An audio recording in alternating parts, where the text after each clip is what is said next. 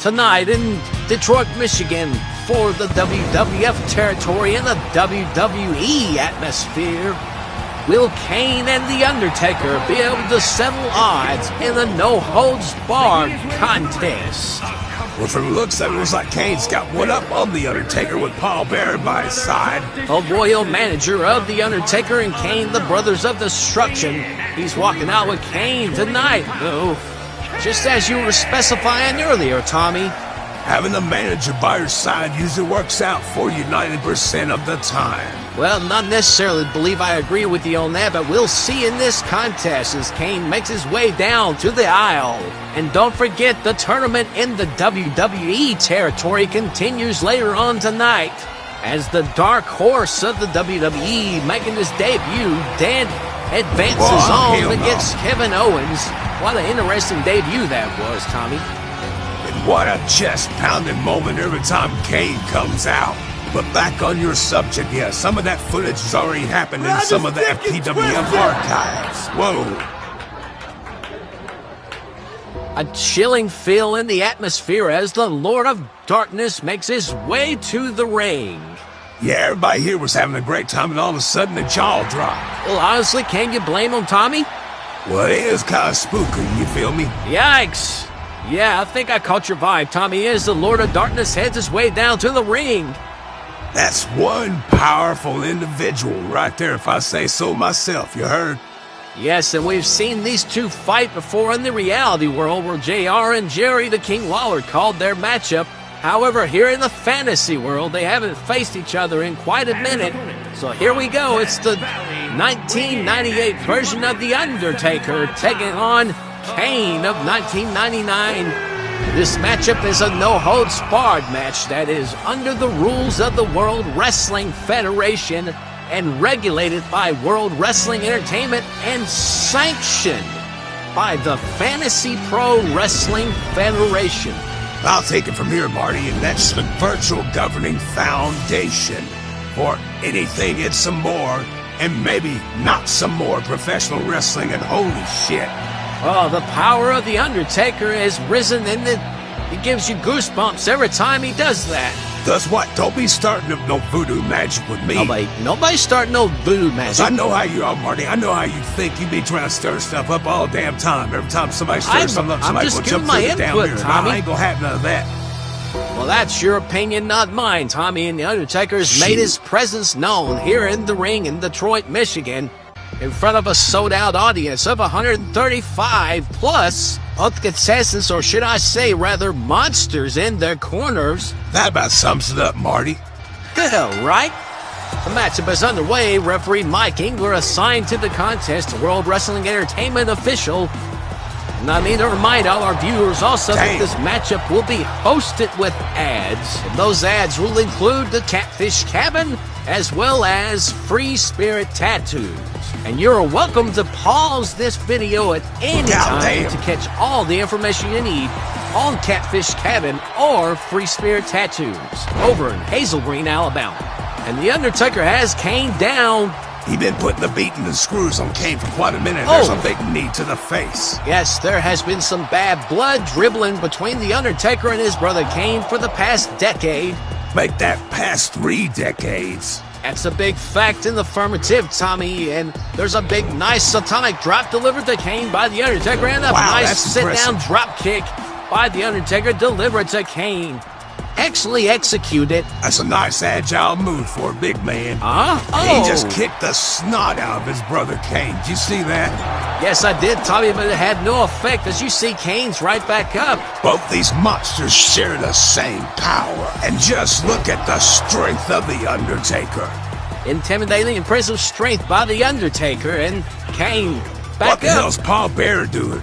And over the top rope, but on his feet, Kane stands on his feet. Paul Bearer was up on the ring apron just a second ago. My colleague was referring to earlier, the manager of Kane tonight, but using the manager of the Brothers of Destruction, which includes both The Undertaker and Kane. But tonight, it's Undertaker versus Kane in a street fight. No holds barred. To settle a score with some bad blood between the family. and Kane and Undertaker lock up, and the Undertaker has Kane up over his shoulders, but Kane was able to counter. That's some superhuman strength, if I do say so myself. Yes, no one's been able to overpower the Undertaker as much as Kane, but there have been many, but not as many. And Kane's back down from a big boot by his brother, the Undertaker. The only thing protecting Kane right now from big vicious blows like that is that mask. And into the hard turnbuckle goes Kane, and that turnbuckle's exposed, Tommy. And I wonder how that happened. Well, it couldn't be from that little cucumber over there in the corner by the name of Paul Bearer. A big knee to the gut. No comment from my broadcast colleague. Shit, you nuts. And Kane's headed out to the floor. He's going for a weapon. What the hell's Kane doing? There are no disqualifications in this matchup. And the Undertaker cut Kane immediately as Kane was coming back into the ring.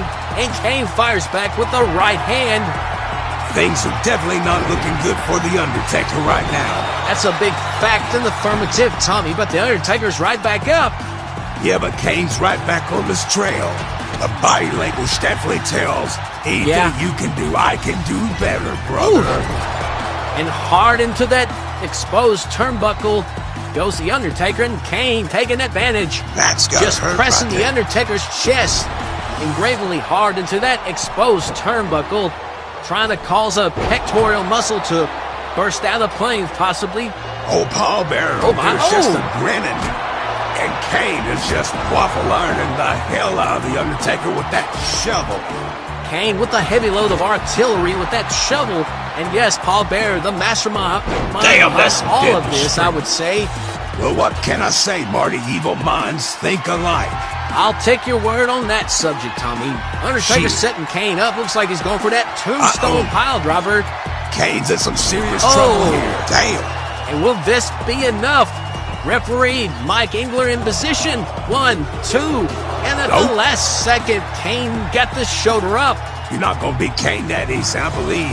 At WrestleMania 14, in the reality area, I believe, it took 3 tombstones to beat the Big Red Machine. Am I correct?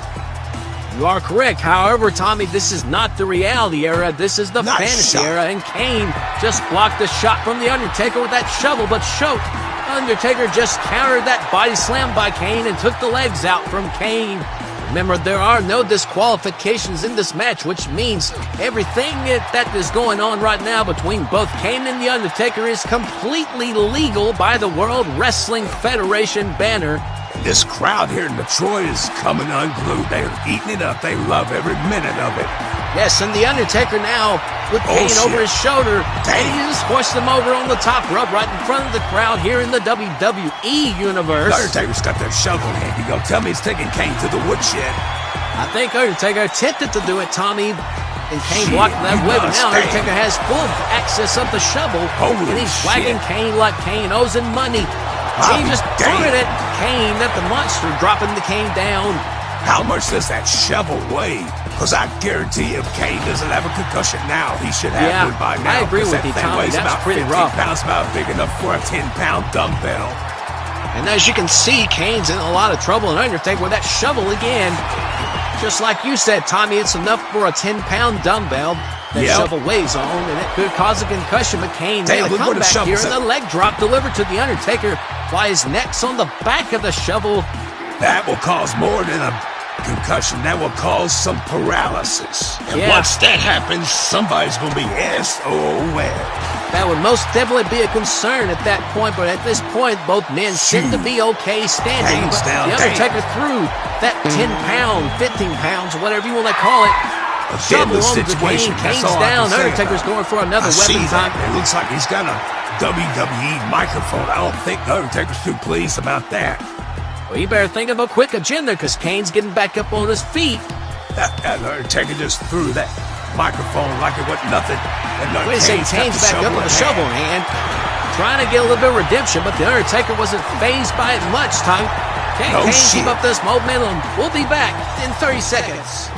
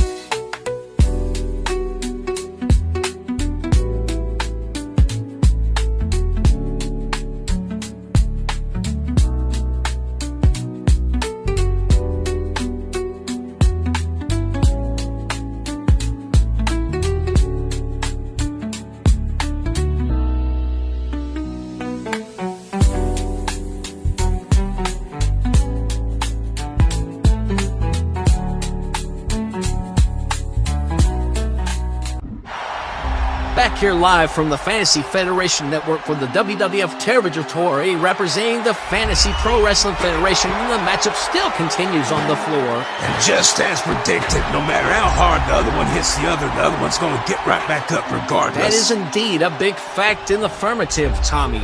And Undertaker's now back into the ring, taunting away at his brother Kane, waiting for his brother to get back into the ring. Wait a second, what's the Undertaker planning to do? He's gone airborne.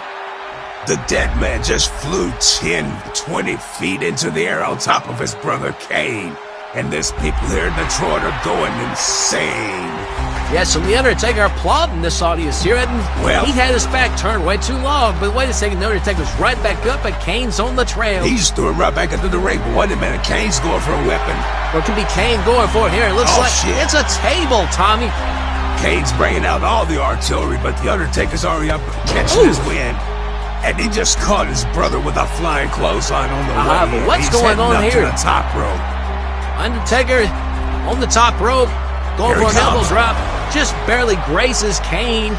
Kane, I think, was attempting to move out of the way, but wait a second, the Undertaker's got that table in hand. I think that might be what it'll have to take to put that other monster Kane away. At this point, there's no telling. Then wait, oh my Lord, have mercy. Did Undertaker just shoot that fire out with his hand? Well, that answers my question that you saw it. I saw it, and then he just threw his brother into the open, exposed turnbuckle. So you try to say I'm crazy? Is that it, Marty? What? And the Undertaker has Kane up over his shoulder, and he just slammed him through the flaming table. That's it right there. And he's over the cover. Will this be it? Daniel Engler in position. And it's all over. It's a 3 count. The Undertaker beat his brother with fire.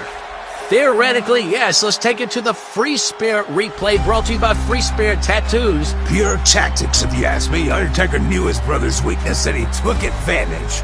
Big fact in the affirmative, Tommy. There's the 3 count, and there's the victor. The dead man himself, the Undertaker. Well, ladies and gentlemen, I want to thank everyone for tuning in on this week's broadcast of the Fantasy Pro Wrestling Federation. I'm Martin McMichaels, and I'm alongside Shotgun Tommy Mercer. And that next time we will see you will be in the Netherram territory for the Mortal Kombat event. Liu Kang taking on the Predator for the Mortal Kombat Championship. But until then, we'll see you in another fantasy near you. You heard?